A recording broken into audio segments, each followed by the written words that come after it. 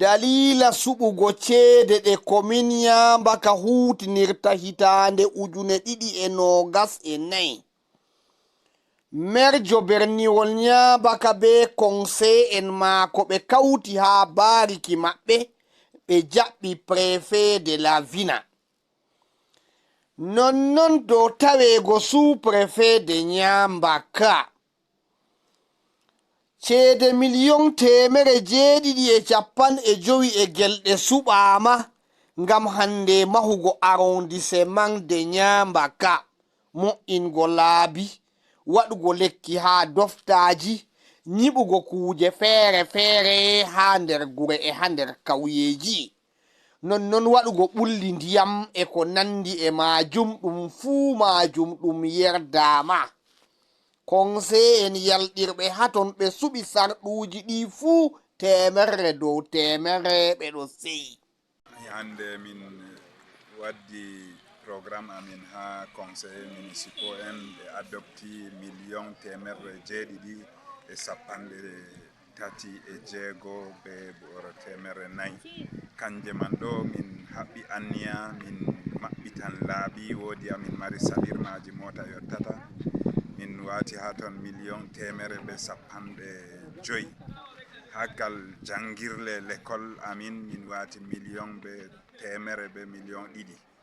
nonnon ha jamu ɓiɓɓe adama min wati million sappanɗe 3 min lori min laari gal derke en rowani min yiɓino centre multifonction jeune ɗo man ɗo hikka min sodan kekeji kuje bureauji min wata ha ton heɓano derke en heɓa fuɗɗira ekkititgo sana'aji ɗo man on min ɗo taski nahil kanju bo kuje jur bana espace vert on yiha ɗo ni min waɗi rowani ɗo daldal ɗo lutti ha ɗo ni je waɗaka to Allah muy kanju man fu hikka ɗo 2024 man ɗo min timmitinan ɗum min waɗa banque public ji be ko hanani nokkure no woɗira ha hitande warande nonnon conseil en dereke en taweteɓe ha komin Nyambaka kadi ɓaawo ɓe huwi kuuɗe maɓɓe tilimɗe ɓe timmini kuuɗe maɓɓe manda maɓɓe timmi ɓe hokkitama ɗereji ɗi yettore ha komin Nyambaka derɗiraɓe ha fahin he'ai hande wato merjo berniwol Nyambaka alhaji abbo umaru dalla woɗugo kuuɗe maako e darare maako ngam jaynitare komin Nyambaka o hokkitama wato hande sahunde yettore